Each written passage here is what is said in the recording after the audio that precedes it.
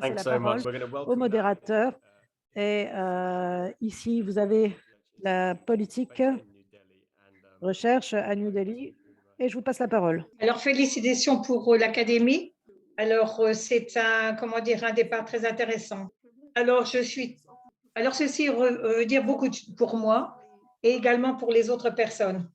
Et donc, en fait, là, je continue quand même à faire de la recherche. Alors, ça a toujours été donc une plateforme inclusive et ensemble, avec l'académie, les travaux qui ont été faits et tous les programmes de recherche que nous avons donc conduits sur ces dernières années. Et en fait, avec toutes les recherches qui ont été accumulées, nous avons donc réalisé qu'il y a donc des problèmes d'inégalité. Et donc, en fait, il faut maintenant donc en discuter de plus en plus et profondément. Et je voudrais donc partager certains points de vue sur les inégalités, les inéquités et ce que là veut dire et ce qui est le plus visible en fait, parce que c'est un vrai iceberg. Et donc, nous devons donc bien souligner ceci dans les publications les plus visibles. Et en fait, il faut également donc aussi se forcer donc à prendre des actions et s'engager à prendre des actions sur ces inégalités et donc tout en prenant conscience cet écosystème d'égalité.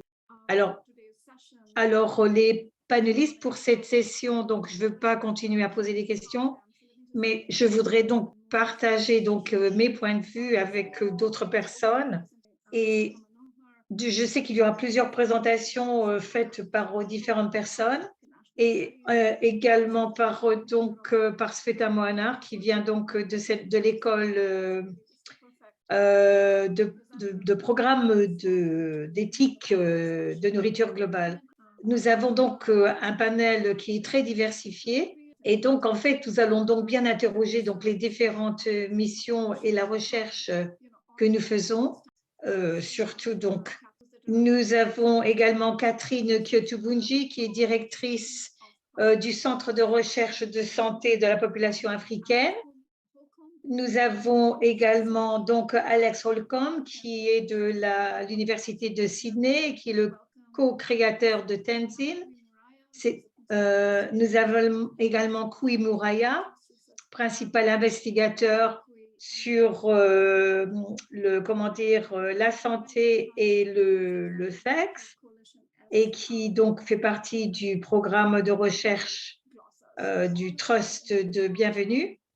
Et nous avons également Johan Roukri, qui est directeur exécutif de la coalition.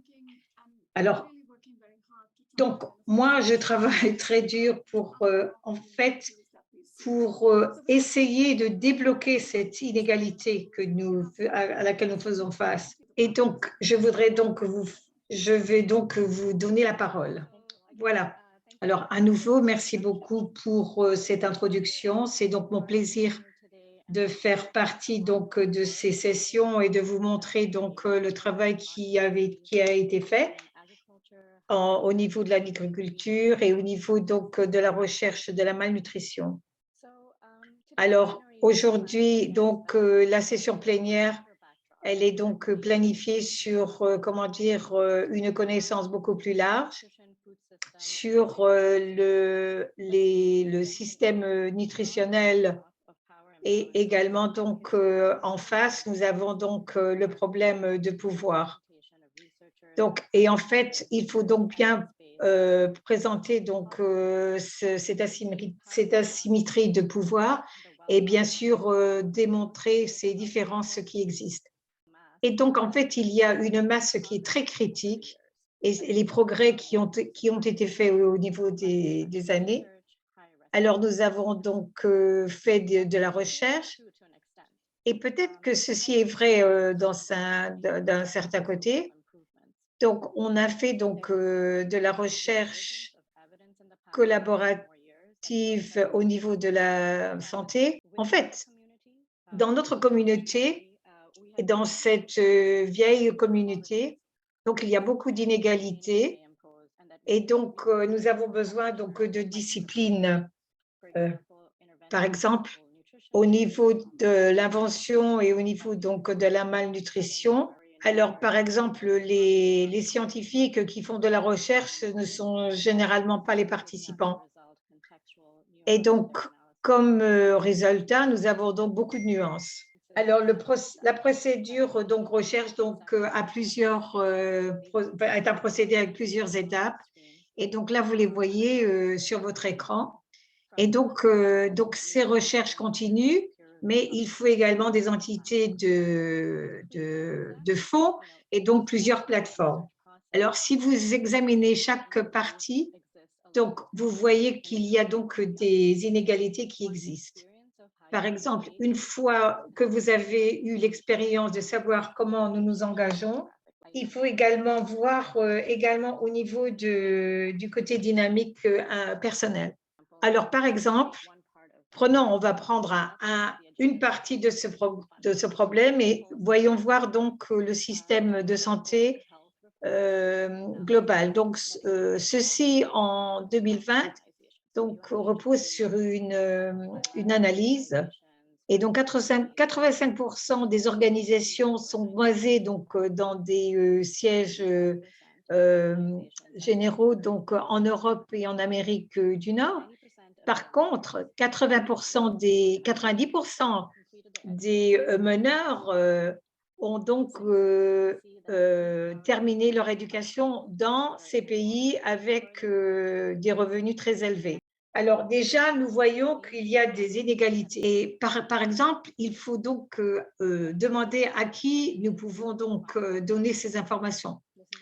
Alors, voici donc qu'il y a de la recherche et des partenariats de recherche. Alors, par exemple, les défis, c'est que dans chaque cas, il y a des chercheurs des pays du Nord.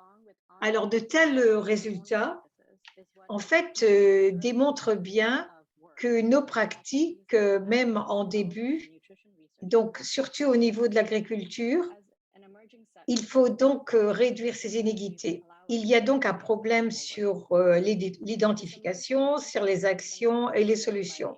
Donc, nous avons donc créé un résultat suite à la recherche de la ANH. Et ce résultat donc, sera donc mis en évidence pour montrer comment nous pouvons donc défier tous ces challenges, comment nous pouvons défier ces problèmes et comment donc nous pouvons apporter des solutions. Alors, voici quelques activités qui se passent en ce moment et les initiatives qui vont suivre dans les mois suivants. Alors, le but de ce travail est d'identifier donc des bonnes pratiques de discipline et donc pour inspirer des changements, pour partager donc ce qui est tangible et également il faut également donc transformer tous ces différentes organisations et il faut donc diminuer ces inégalités et donc insister sur les connaissances de production, sur la connaissance des droits. Alors, par exemple, cette année, si l'on regarde donc ce problème, il y a donc des inégalités, par exemple, au niveau des publications. Alors, il y a beaucoup d'aspects qu'il faut considérer au niveau des partenariats, les standards de connaissances et ainsi de suite. Alors, en fait, pour aider donc ces discussions, nous travaillons donc avec différentes organisations pour diminuer ces inégalités. Alors, l'objectif de ce travail, c'est de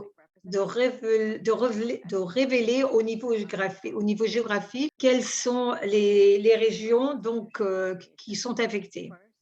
Alors, d'abord, nous avons donc un premier et deuxième auteur. Ensuite, nous avons donc des éditions de diffusion et d'édition. Donc, en fait, on a donc réuni les 100 derniers articles qui ont été publiés entre 2021 et 2022.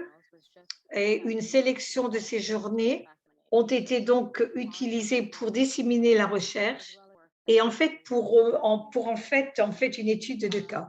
Alors, nous avons noté, par exemple, qu'il y a donc bien sûr des infos scientifiques dans les régions qui sont beaucoup plus riches que les autres. Il faut également avoir cette analyse très particulière dans ces pays. Et pour finir, nous avons donc extrait de cette information. Alors ici, si on regarde le graphe, il y a d'autres positions, par exemple, aux revenus de la Banque mondiale. Alors, il y a soit 80%, 73%, 75% d'offres. Alors, ici, on voit que 7% ou 11% appartient donc aux organisations des pays faibles. Alors, les 3 autres positions sont affiliées, ceux donc réfèrent aux pays donc riches, et bien sûr le 3e chiffre dans les pays beaucoup plus dépourvus. Alors ici, nous voyons donc la diversité au niveau donc des auteurs et dans les institutions qui sont basées en Amérique du Nord. Alors, vous voyez donc les institutions, par exemple, en Asie et en Europe. Et d'après, vous voyez donc quelques institutions simplement qui sont basées en Amérique, en Afrique, pardon, et en Amérique latine et dans les Caraïbes. Donc, il y a donc des inégalités donc au sein des pays et bien sûr au niveau des institutions et au niveau des journaux de publication. Alors, parmi donc tous ces groupes d'édition, nous avons vu qu'en Amérique du Nord, il y a par exemple 80% des éditions, des maisons d'édition sont donc dans les régions d'Amérique et donc ont un revenu très élevé. Lorsqu'on le regarde au modèle de publication et qui ont été publiés donc par ces agences qui sont ces grandes agences, le chiffre est beaucoup plus important. Donc, il y a également, bien sûr, des équités et des inégalités au niveau de la publication. Alors, ceci démontre bien que ceci est bien inacceptable. Et donc, nous allons donc apporter pour cette discussion un autre panéliste. Nous allons donc avoir Purnima. Merci beaucoup. Donc, j'ai eu l'occasion donc de voir ces résultats et merci beaucoup parce que je pense que ces résultats sont quand même très importants. Et donc, dans le panel, nous allons donc poser des questions et nous avons également adressé donc les questions qui viennent donc de ces panélistes afin de comprendre quels sont les challenges et dans ce problème qui est très visible. Et Catherine, vous allez donc commencer, vous êtes la première qui allait commencer. Pourquoi pensez-vous que nous voyons ceci et quels sont donc les défis et quels sont les problèmes au niveau donc des publications et des éditions? Et également, quel est donc le profil de ce paysage de publication avec les pays où il y a donc ces institutions? Merci. Alors, comme vous parlez donc, articuler également vos points de vue, d'où vous venez et également expliquer donc vos réflexions. Ensuite, donc, je passerai donc à la personne suivante. Donc, c'est à vous. Alors, merci beaucoup. Merci beaucoup à tout le monde pour de m'inviter. Donc, il y a beaucoup de choses qui ont été dites. Et bien sûr, ma perspective est donc une perspective africaine et surtout du Kenya où depuis 15 ans, j'y travaille. Et les 4 dernières années, donc, nous avons essayé de trouver donc une place pour ces institutions. Alors, de ce que je vois, donc, le système de connaissances est cassé. Alors, bien sûr, ceci se développe. Ce qui est en fait le problème, c'est en fait la connaissance. Et lorsque je regarde les systèmes de connaissances et la structure qui a été construite, alors quelquefois, donc c'est comme un cercle continu. Quelquefois, on publie donc un certain nombre de publications. Alors, quelquefois, il y en a qui sont beaucoup plus attractives que d'autres. Mais quelquefois, vous arrivez donc à faire plus de trouvailles. Donc, quelquefois, il faudrait en fait poser se poser des questions pour en fait avoir une expertise et développer quelque chose d'autre. Et donc se focaliser sur les valeurs qu'elles produisent, pardon. Et donc il y a d'autres parties, d'autres problèmes. Et plus on publie donc des papiers, il faut non seulement que les voix sont entendues, mais il faut également, on peut maintenant donc utiliser Google pour les trouver. Alors maintenant, donc, on arrive à envoyer des polices, on peut envoyer des programmes et on peut voir ce qui est fait. Et donc, on peut voir ce qui a été donc envoyé. Et en fait, les gens sont beaucoup plus intéressés donc pour faire beaucoup plus de recherches. Et donc, afin de pouvoir pour la société.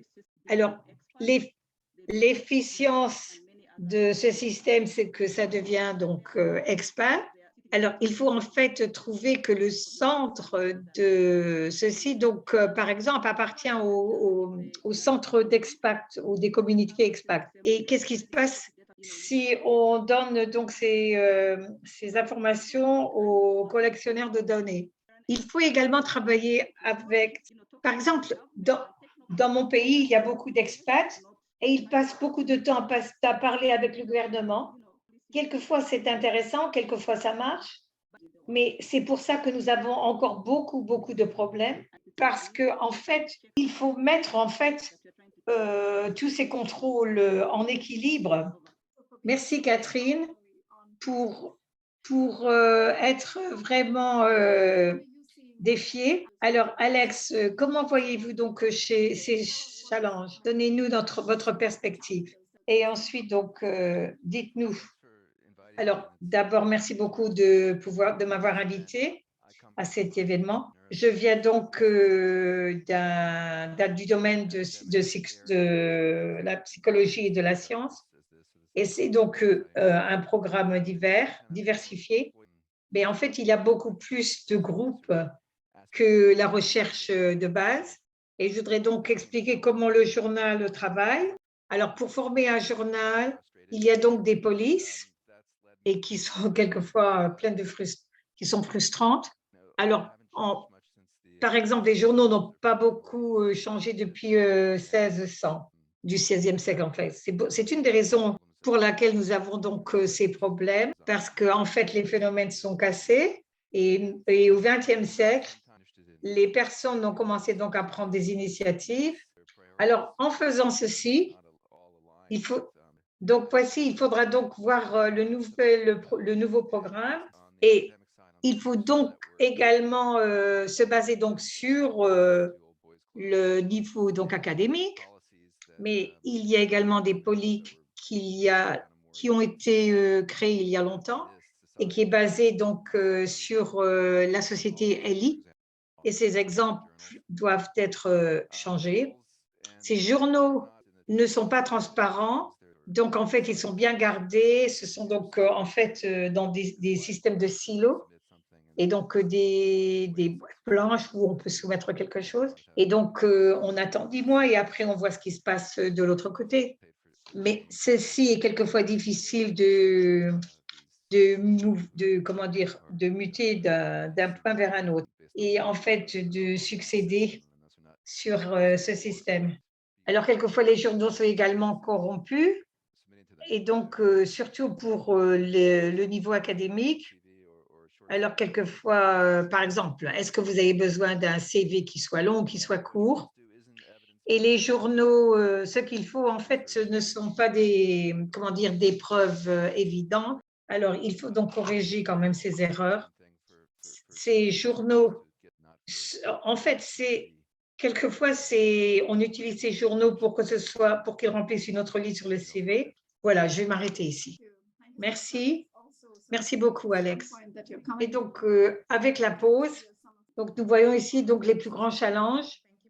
Merci beaucoup pour de m'inviter. Alors, pour tout le monde, je voudrais donc ajouter, d'après ma perspective personnelle, parce que je suis une personne noire de l'Afrique et donc qui a une histoire de colonisation.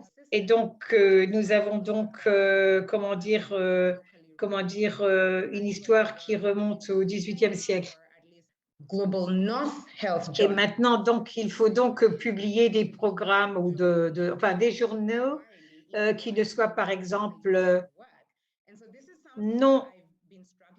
Alors, c'est quelque chose avec lequel j'ai de la difficulté. Et afin d'avoir du succès et la façon dont mes enfants ressentent cette situation, il faut donc publier des journaux qui ont de l'impact important.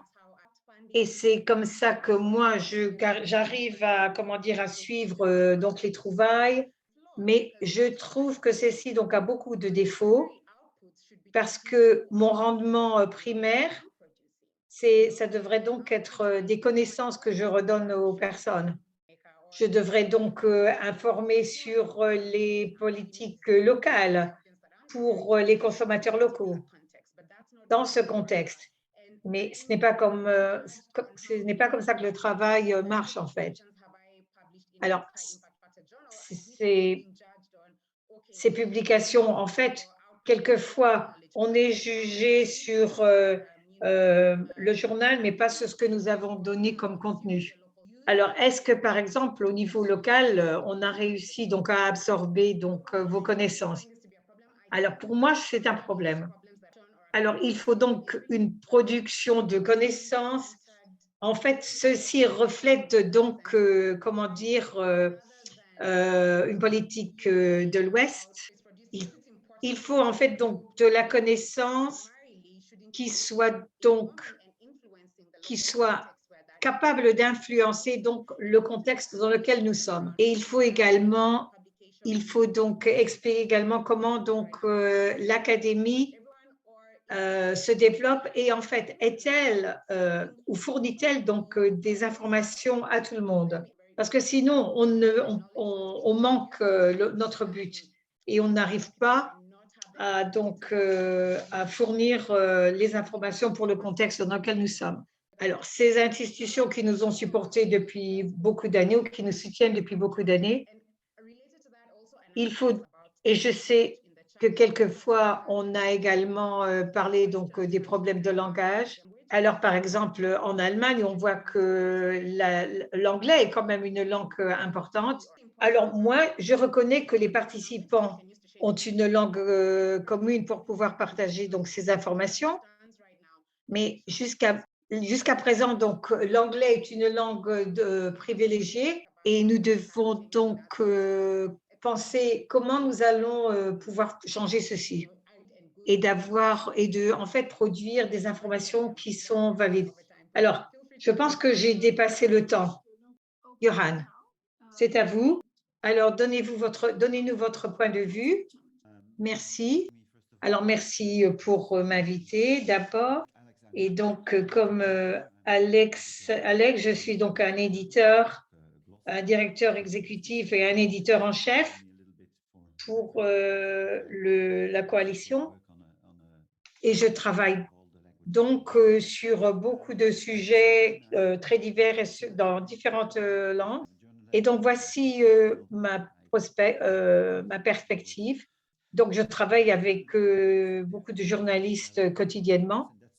Mais d'un autre côté, ce que je voudrais donc, je ne travaille plus avec des gens qui nous donnent des fonds, mais par contre, dans cette perspective, alors ce qu'il faut faire, et ce qui est très important, c'est donc de rendre la recherche accessible non seulement aux personnes qui nous donnent donc des fonds d'investissement, mais à tout le monde. Il faut donc ne plus comment dire, faire payer pour les publications, mais le problème est toujours le même. C'est parce que si vous êtes dans un pays moins privilégié, donc le problème est le même. C'est vous n'avez pas donc de fonds pour la publication. Alors vous devez aller donc à les librairies pour lire, mais quelquefois si la librairie ou la bibliothèque, par exemple, la bibliothèque, je veux dire, n'a pas d'argent, comment faites-vous? Alors c'est de mon point de vue, c'est un problème. C'est un problème qui avait été soulevé par l'UNESCO. Alors, nous devons donc comment dire, nous avancer vers une publication qui est beaucoup plus accessible. Et donc, je vais m'arrêter parce que sinon, parce que nous devons trouver des solutions. Donc, je vais paraphraser un petit peu. Et j'ai entendu également parler donc d'un système de connaissances qui supporte les publications. Alors, il y a donc des incentives qui sont vraiment donc interrompus dans ces pays et qui sont quelquefois, qui ont des privilèges très, très grands. Et donc, il y a un impact qui est très important et qui a donc une importance première. Donc, comprendre ceci va en fait protéger ceux qui n'ont pas ces ressources. Il faut donc avoir j'ai entendu parler de journaux qui ont donc un paysage beaucoup plus corporate, si vous voulez. Et quelquefois, donc, ces problèmes sont vraiment effrayants. Et d'autres défis sont beaucoup plus subtils. Alors, à travers donc ces recherches qui continuent, il faut donc vraiment se rendre compte que dans certains pays, c'est plus de la collection de données que en fait de l'information. Et donc, je voudrais donc peut-être que nous parlions donc des solutions, peut-être parler à ces personnes, et parce que et le problème donc de la langue est un problème important. Alors, ce n'est pas seulement donc le privilège de pouvoir parler en anglais, mais est-ce que ces journaux donc ont vraiment un problème, un gros défi? Et, et peut-être que d'après vous, peut-être que je pourrais donc vous demander quelles sont donc les solutions critiques. D'accord, donc je voudrais vous parler de certaines expériences. C'est quelque chose qu'on a lancé en mai l'année dernière. C'est quelque chose qui a un peu plus d'un an. En un an, on a reçu à peu près 4000 demandes de candidature. Maintenant, le rythme a un petit peu été réduit, mais la demande est extraordinaire. Non, je pense que la chose clé qu'il faut emporter dès quelques mois, qu'on a déjà couvert, c'est qu'en fait, l'approche est collective et quels sont les points généraux, quels sont les échos, qu'est-ce qui défie, quel est vraiment on va dire la marque ou qu'est-ce qui est accessible pour les différents comités. Avec mes collègues, on a décidé de clarifier sur le fait qu'il doit y avoir une politique spécifique sur les EPC. Et au final, on cherche ces politiques, on se dit qu'il faut que ça soit parlant. On peut en fait promouvoir l'équité, mais après, on exclut une grande partie de la population lorsqu'on a des règles un peu trop strictes. Donc, je pense que l'un des défis, c'est vraiment de mettre en avant la visibilité entre les scientifiques, les académiques, entre les différents pays. Et la première chose sur lesquelles on doit se concentrer et s'engager, c'est l'inclusion d'Afrique avec un comité qui va refléter la communauté mondiale. Et le contenu et le système de soumission doit devenir également un lieu pour les éditeurs académiques et de section. Les premières assumptions qu'on a eues, on est à 11% d'hommes blancs, 70%, pardon. Et ce sont eux qui ont reçu les invitations, la lettre de lancement et tout ça. On se dit, ah, aïe, aïe, aïe, ah, il faut attendre un petit peu. Il faut comprendre que ce pays fait du business as usual. Donc, il fait ses affaires comme d'habitude. Mais il faut faire quelque chose de plus pour réduire ces inéquités. Il faut avoir une politique qui est une approche directe avec les gens. Sinon, on va se retrouver dans une situation de status quo. Si on le laisse installer, eh bien, on va se retrouver avec ce type de représentation d'experts. Il faut faire du networking, réseautage, et il faut aller vers les gens. Ce n'est pas facile à faire, mais après tout le travail qu'on a fait, on a obtenu 40% des personnes qui ne sont plus, c'est plus 70%, mais 40% qui sont toujours des hommes blancs. Mais en fait, ça revient à l'invisibilité, la partie réelle de cette invisibilité. Si vous n'avez pas la possibilité de publier, ça veut dire que vous êtes carrément invisible pour les experts. Est-ce que vous êtes assez qualifié pour être un expert? Mais la deuxième partie, c'est une question d'invisibilité. Si vous me demandez mon avis en tant qu'expert pour les maladies non transmissibles, quelle est l'image qui vient à l'esprit? Et ça me fait réfléchir qu'il y a toute une série de façons de collaborer. Ce n'est pas une question de avec qui je collabore, c'est le mystère de la santé qui va décider qui est l'expert qui est qualifié. C'est ça un peu qu'il faut savoir. Et donc, être un académicien, ça ne veut pas dire que vous allez avoir 200 articles publiés. Ça dépend aussi de la nature de ces articles. Il faut intentionnellement chercher ces gens-là. Et c'est ainsi qu'on va réussir à atteindre ces 40%. Et si vous connaissez des jeunes femmes du sud mondial qui veulent publier, eh bien, envoyez-nous-les en termes de références. Mais il faut dépasser ces barrières culturelles et de nationalité par rapport à qui est qualifié pour faire telle ou telle chose. Bah, merci, merci Catherine. Moi, j'étais membre de votre comité éditorial et vraiment, je dois vous féliciter pour les efforts que vous avez déployés en la matière. C'est vraiment quelque chose qui a dépassé tout ce qu'on a connu précédemment. Donc, toutes mes félicitations pour cela. J'apprécie ce que vous avez dit par rapport à l'intentionnalité de travailler dur pour lutter contre votre invisibilité. Quelles sont vos pensées, Alex, par rapport aux solutions pour changer cet état de status quo? Je pense que le commentaire de Catherine est très à propos. D'ailleurs, c'est quelque chose d'unique en termes de succès inhabituel et ça démontre à quel point ils sont organisés et à quel point des personnes comme Catherine sont motivées. Il n'y a pas de court-circuit qui permet d'avoir un tel résultat. On se dira bien, OK, on va accepter la situation habituelle, l'inclusion, la diversité demande à forger cette communauté. C'est ce que Catherine a pu faire. Sa démarche a été couronnée de succès et en plus, ça lui a permis d'évoluer et même de gagner en réputation.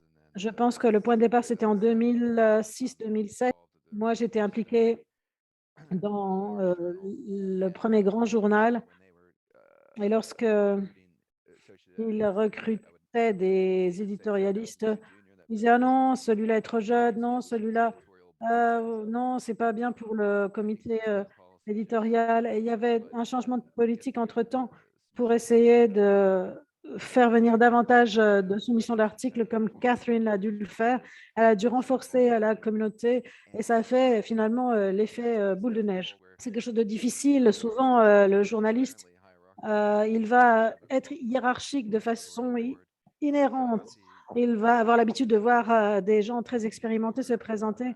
Donc, il faut essayer de se tourner vers une foule un peu plus diversifiée dans ce processus. Par exemple, une peer review ouverte, donc des révisions collégiales, etc. Donc, par rapport au concept d'auteur, il faut essayer de voir ce qu'on veut comme type de contributeur. Ou les personnes qui veulent être associées ou contribuer à la recherche doivent être nommées sur les articles, pas simplement impliquées dans la rédaction et pas simplement mettre le comité international de la médecine. Il faut indiquer vraiment le nom des auteurs pour les faire reconnaître, en fait. Et donc, j'ai pensé que beaucoup de journaux, bon, on a fait une croix dessus parce qu'on ne pouvait plus vraiment se faire, se fier à leur choix éditorial parce que, bon, ils voulaient toujours rester avec cet état de status quo, alors que Catherine, elle a fait la démarche inverse, c'est-à-dire aller rechercher, élargir cette communauté pour avoir une plus grande variété. Merci beaucoup.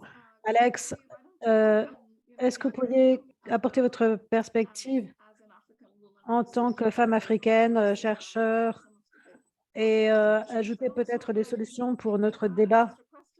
Et je vais ajouter une question. Que pensez-vous en termes d'exposition des chercheurs? Comment est-ce qu'ils peuvent inspirer davantage de personnes pour faire un pas en avant et demander à avoir une visibilité plus équitable en la matière?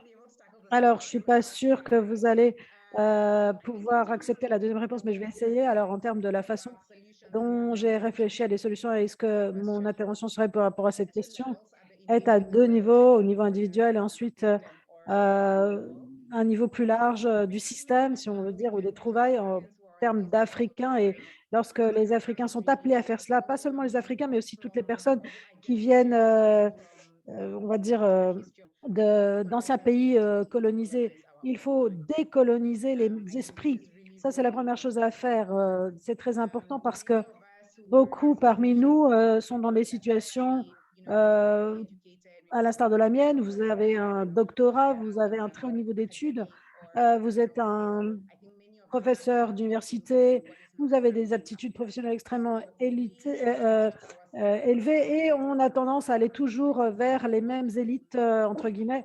Et voilà, c'est un peu ce qu'on réalise si on pense que nous-mêmes, on est quelqu'un qui est couronné de succès, donc on mérite d'être endossé par également la communauté globale. Il faut commencer à penser différemment, il faut être honnête et il faut aussi être autocritique pour se poser la question de l'opportunité ou non d'être accepté pour tel ou tel article. Lorsque j'ai fait mon doctorat et j'ai préparé mes travaux de doctorat, eh bien, c'est en tant qu'académicien le travail de publier au moins dans plusieurs articles, dans plusieurs journaux académiques. Et donc, moi, j'ai vraiment essayé de me faire publier dans ces journaux et ça a pris énormément de temps.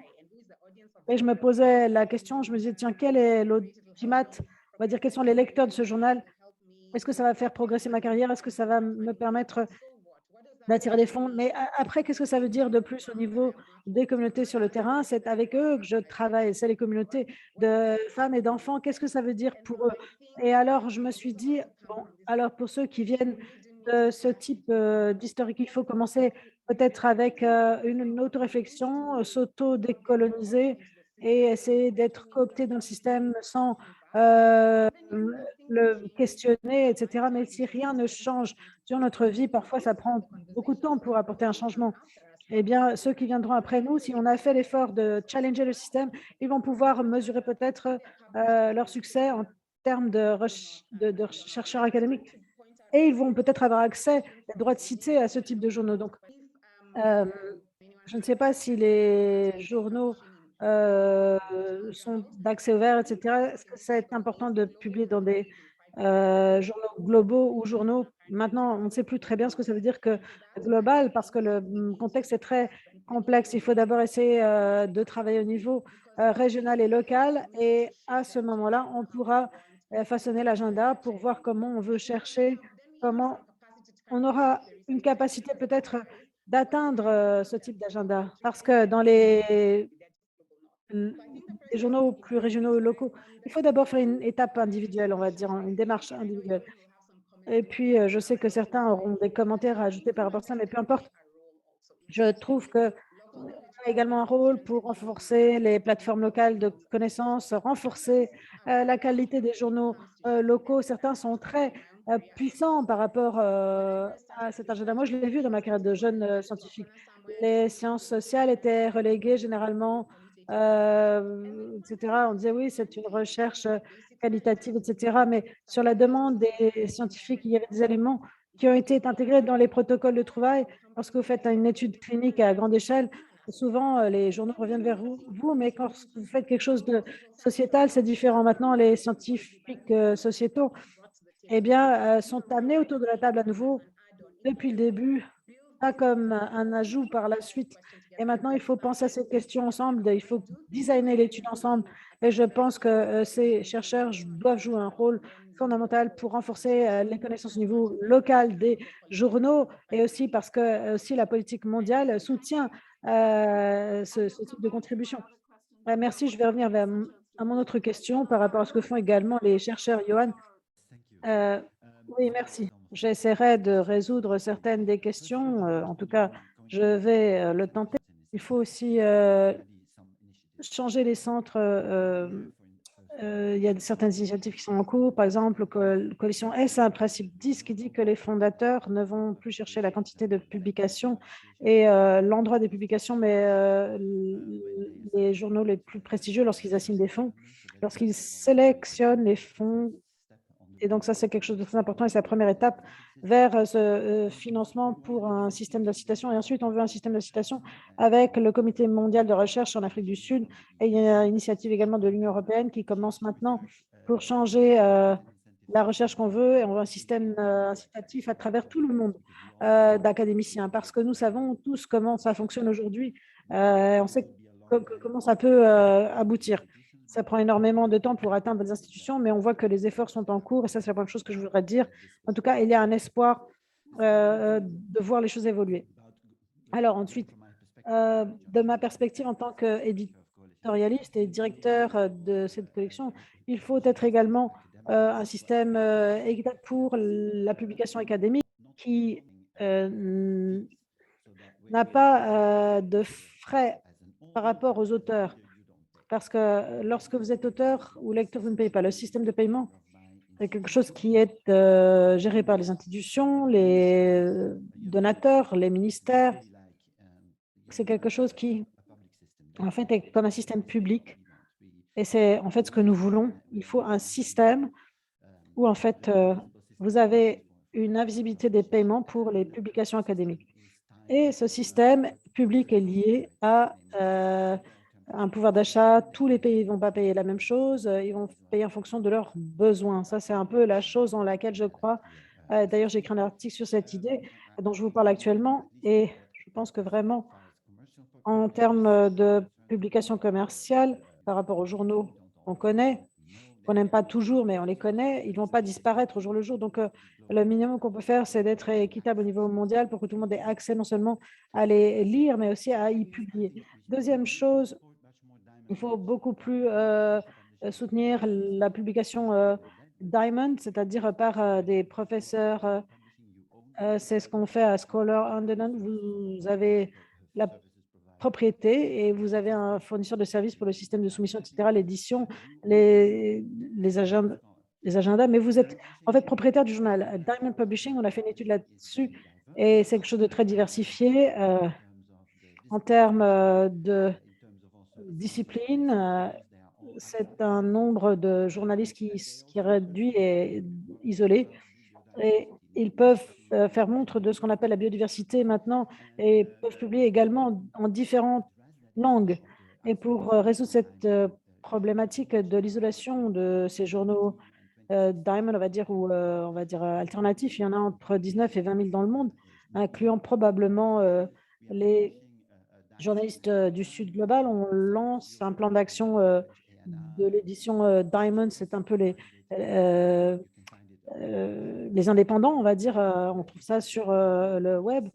Pour Diamond Access, je vous invite à le signer parce que c'est une solution pour l'avenir. Il faut se réapproprier cette publication académique en tant qu'académicien, en tant qu'éditeur. Il faut être capable de le contrôler, de créer nous-mêmes un système global dans lequel on va pouvoir contrôler cette information et la rendre durable à long terme au niveau financier et en termes de gouvernance. Voilà, je m'arrêterai ici. Magnifique. Alors, merci à vous trois. Eh bien, nous avons maintenant toute une série de questions qui se posent dans la boîte de dialogue.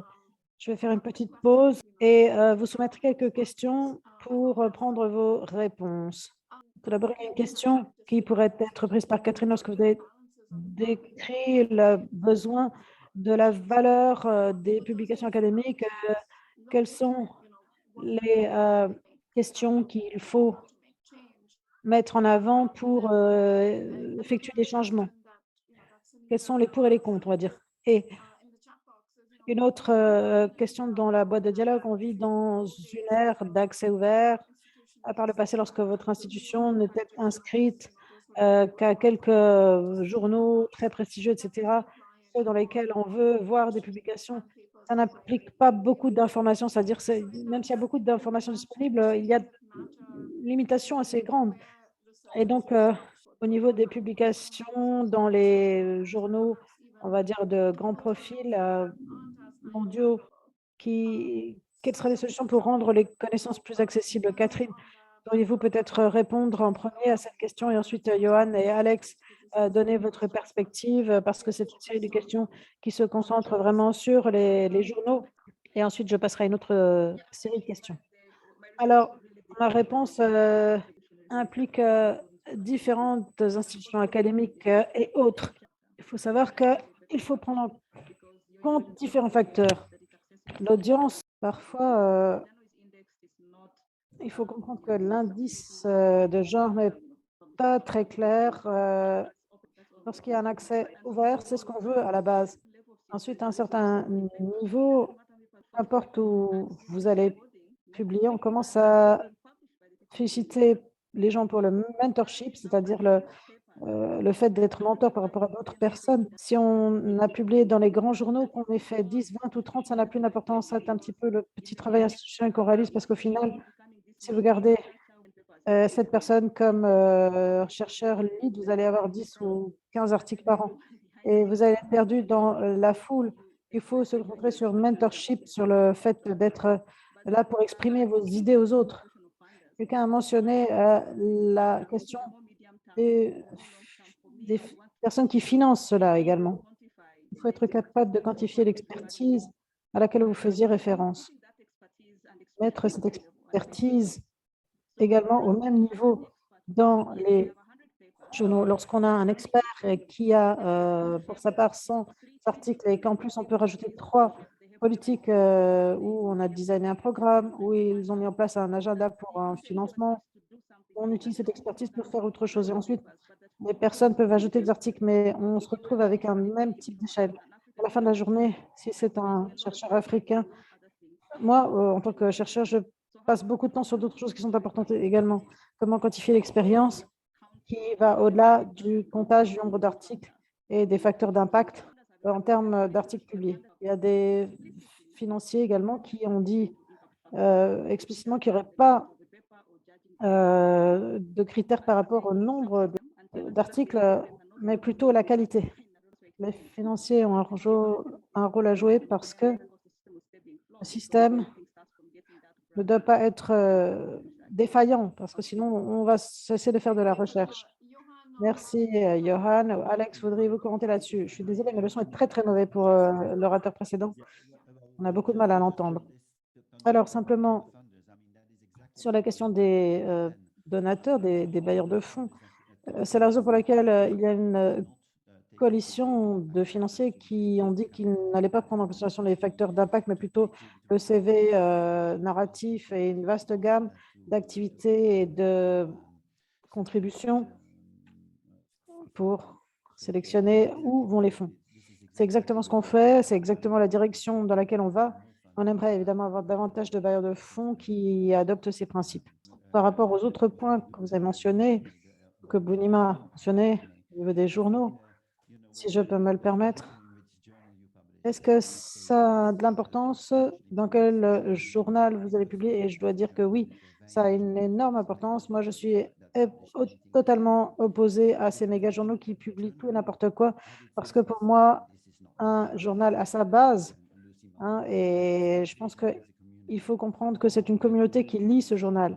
Cette communauté peut être large ou réduite, mais c'est une communauté de lecteurs, d'auteurs, de personnes qui vont réviser cela et qui vont partager un certain nombre de principes par rapport à ce qu'ils pensent correspondre à de bonnes idées, une qualité d'écriture ou de recherche, etc. Le type de recherche qu'il recherche pour ce journal. Et c'est ça qui caractérise le journal. Ça peut être une communauté qui soit locale, régionale, globale, mais c'est une communauté et je pense qu'il faut vraiment insister là-dessus. Et ça nous permet une grande diversité. Il y a des journaux finnois, par exemple, finlandais, avec des communautés de journaux qui parlent de nourriture en Afrique du Sud. En particulier, vous avez aussi d'autres journaux. Il faut voir et s'assurer que ces journaux communiquent les uns avec les autres en termes de pratiques et de recommandations. Il y a un certain nombre de contrôles de qualité qui sont partagés à travers les différents journaux, mais c'est quelque chose qu'on peut toujours organiser. Les membres du corps enseignant doivent également faire partie de ces communautés, bien évidemment. Alors, permettez-moi de poser une autre question. Je vais parler des éléments qui ont été mentionnés dans certaines présentations. Et il y a des questions plus profondes, des changements qui doivent être réalisés dans ce type de choses. Mais il y a des déséquilibres qui sont dus au fait qu'il y a des médecins qui n'ouvrent pas d'espace lorsqu'ils collaborent avec des pays à faible ou bas revenu. On sait que c'est intéressant de faire de la recherche dans d'autres pays et ne pas toujours inclure tout le monde, mais c'est un choix personnel que fait le chercheur. Dans un pays souvent à haut revenu, il a tendance à les exclure. On n'a pas parlé beaucoup de cela, donc je pourrais peut-être vous demander de parler de cela tout d'abord. Et aussi Alex, Johan, Catherine, si vous voulez contribuer, eh bien n'hésitez pas à rebondir là-dessus parce que ça résonne un peu par rapport à ce qu'on a vu dans le manque d'équité en fait dont on parlait. Alors ça fait beaucoup de questions, mais c'est pas grave, je vais essayer d'y répondre. Alors je comprends ce que vous voulez dire et je dois d'abord dire que ça n'est pas mon expérience personnelle. Ça, c'est la chose que je voudrais vous dire d'abord. Parce que la plupart des gens avec lesquels j'ai collaboré, eh bien, mes mentors, etc., mes mentors, ils ont donné l'espace pour que je puisse être visible. Mais effectivement, je suis d'accord avec ce que vous dites. Et il faut peut-être essayer de commencer à trouver une manière de changer et faire avancer les esprits. Même les personnes qui ne réalisent pas à quel point cette façon coloniale de travailler peut être, ça ne va pas être mauvais pour le colonisé, mais aussi pour vous-même ou pour la communauté en général.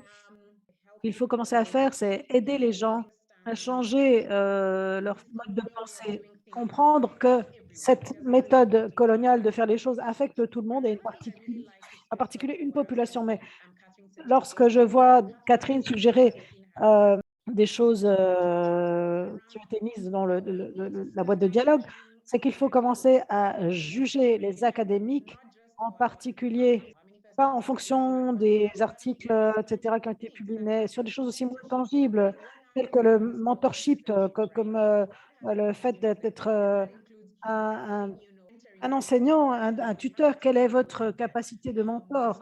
Quelle est votre action au niveau du renforcement des capacités, etc. Combien de personnes avez-vous intégrées dans votre processus? Et j'aime beaucoup ce qui se passe. Il ne faut pas simplement juger les gens sur la base de l'impact. Il faut essayer de comprendre quel est l'impact de votre travail dans les communautés avec lesquelles vous avez travaillé, les communautés que vous affectez directement, parce que très souvent, on fait de la recherche de façon très abstraite. On extrait les données, on les publie et puis on a une reconnaissance. OK, on a un professorat, on a un poste de recteur, etc., ici et là, dans une académie où on est publié. Mais il faut aussi penser en termes, bon, ici, les financiers jouent aussi un rôle, pardon. Ils doivent regarder pas seulement les CV en fonction des articles, mais aussi qu'est-ce qui a été l'impact sur la citoyenneté, sur la communauté dans laquelle ces chercheurs sont actifs. Et il faut qu'il y ait un changement de mentalité pour cela. Je ne sais pas si tout le monde va suivre cette tendance, mais je pense que si vous vous identifiez en tant que d'un pays colonisé ou colonisateur, ex-colonisateur, il doit y avoir une reconnaissance de ce que ce mentorat, c'est quelque chose de très important et il faut arrêter cette façon de travailler colonial parce que ça fait du mal à tout le monde. C'est négatif. Et en fait, moi, je n'ai pas une réponse spécifique pour votre deuxième question, mais je dois vous dire que les Africains, par rapport à cela, eh bien, moi, je suis la championne pour faire le travail lorsqu'on a du boulot. Et moi, je suis championne pour, lorsque j'ai du pain sur la planche, eh bien, faire les choses. Personne ne va rien faire pour nous pour renforcer nos connaissances. C'est à nous de le faire. Il faut changer la façon dont on pense. Il faut euh, être, apprendre à faire les choses différemment, comme Johan le dit. Il faut s'aligner comme un allié avec ces personnes. Et au final, il faut faire le travail avec et apprendre à bosser nous-mêmes sur notre connaissance, puisque personne ne va le faire pour nous. Je suis entièrement d'accord avec vous. Merci pour vos commentaires conclusifs, Alex. Pourriez-vous peut-être contribuer? Ensuite, je reviendrai au panel pour conclure très rapidement en 30 secondes, pour voir quelles sont les actions qu'on peut emporter avec nous par rapport aux propos qui ont été entendus ici. Et alors, simplement, je voudrais rebondir sur certains des points. Euh, il y a un changement d'attitude qui est encore imperceptible, mais récemment, on voit qu'il y a eu des grands mouvements culturels comme Black Lives Matter, MeToo, qui étaient très difficiles à prédire à la base. Mais ça a amené certains changements et pas seulement un changement au niveau des attitudes individuelles, mais aussi au niveau de la société. Certains ont commencé à se rendre compte qu'ils avaient une responsabilité pour changer un aspect de la politique. Et puis, il y a quelque chose aussi dans tout cela, au niveau de tous ces individus qui sont motivés pour continuer. On peut construire sur la base de ce type de mouvement. Pourquoi ne pas intégrer les gens, par exemple, au niveau éditorial, par rapport à ce que vous avez dit sur Black Lives Matter, eh bien, plus d'inclusivité inspirée par ce type de mouvement. Effectivement, ce sont des moments dans l'histoire où, en fait, dans la société, on peut capitaliser sur l'évolution des mentalités.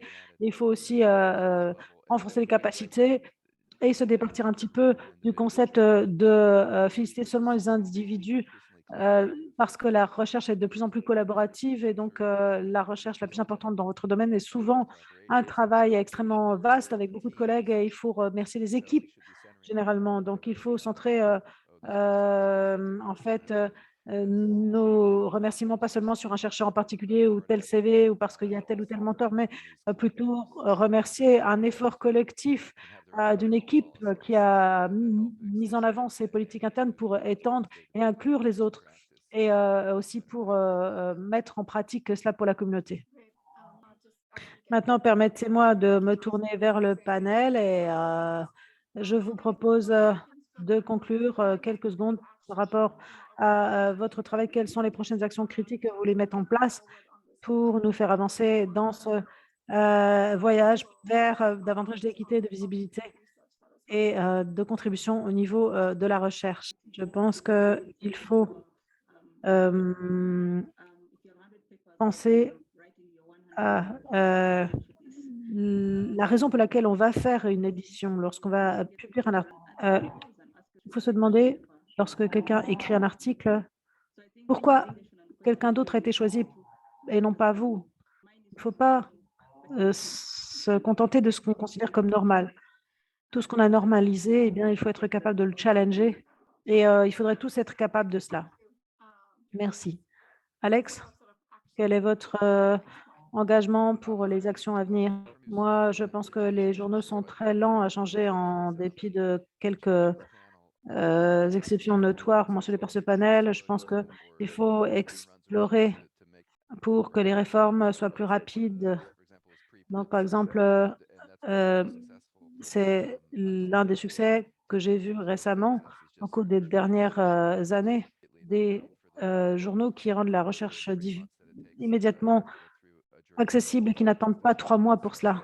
Mais aussi, dès lors que les articles sont là, il y a la construction de nouvelles plateformes pour pouvoir inclure les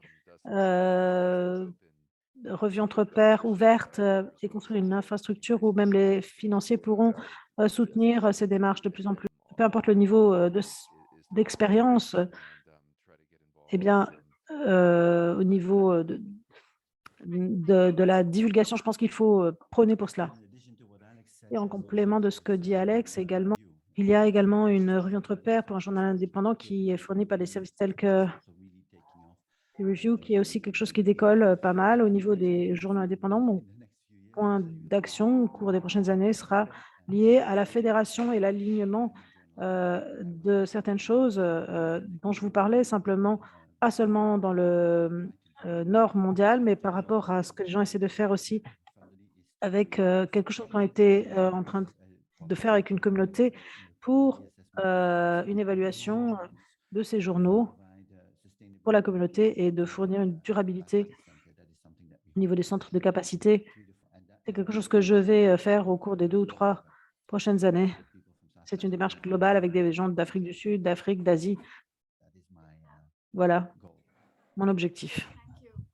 Merci. Shweta, 30 secondes peut-être pour partager avec le groupe vos actions à venir. Merci. Je ne sais pas si je peux ajouter beaucoup de choses en termes d'idées, mais je dirais simplement que j'espère et j'encourage ceux qui sont au début de leur carrière de chercheurs pour se situer et défaire certaines des choses qu'on a apprises contre nous et qui nous ont un petit peu fait un trou dans la tête au cours des décennies d'études, essayer de changer la façon dont on fait pour ne plus faire du business as usual, ne pas entrer dans les mêmes sentiers battus. Et une façon de continuer cela, et je vais simplement vous montrer mon écran rapidement, c'est de dire pour ceux qui sont intéressés par les travaux de l'ANH et de l'Académie ANH, au niveau de la recherche et la pratique, allez sur le site internet parce qu'il y a certaines de nos activités qui sont listées et regardez comment vous pouvez vous engager avec nous. On espère vraiment que vous aurez l'intention de participer activement parce qu'il y a pas mal de monde déjà qui sont actifs dans ces questions. Donc, soyez les bienvenus si vous voulez nous rejoindre. Et sur ces mots, eh bien, je vous cède la parole pour la conclusion. Merci beaucoup.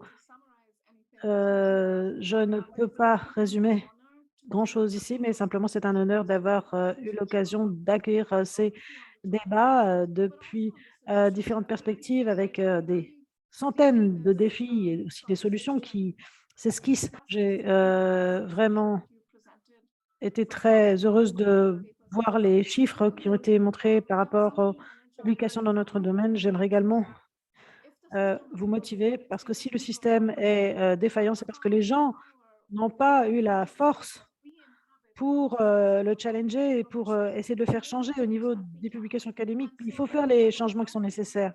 Et c'est à nous de vous exhorter, trouver la force en vous-même pour faire changer les choses dans tous les petits espaces que vous avez à votre disposition, et bien que vous soyez euh, financier, collaborateur de la recherche, euh, peu importe, co-auteur, vous êtes réviseur de pair, vous êtes un éditorialiste, vous êtes un chercheur de pays à niveau de revenus élevé ou moyen ou faible, peu importe, votre petite pierre va construire cet édifice pour nous aider à comprendre qui nous sommes et à un moment donné, on pourra vraiment faire évoluer ce système pour être plus inclusif. Donc, je vous remercie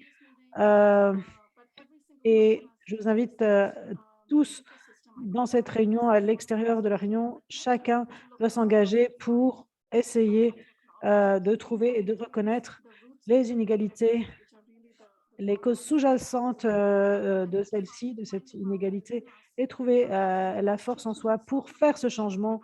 Et voilà, j'espère que dans quelques années, eh bien, nous allons trouver quelque chose de très différent au niveau de nos journaux et au niveau de ce qui est publié. Donc, je pense que tous parmi nous, eh bien, nous avons contribué. Et ceux qui ont le plus de pouvoir et de privilèges doivent encore faire davantage que les autres. Nous tous, et en particulier dans les pays à haut revenu, les collègues de premier profil sont là aussi pour nous aider. Merci encore une fois pour cette session incroyable. Merci à vous, Catherine, Alex, Johan et Sweta. C'était un véritable plaisir de vous accueillir aujourd'hui. Et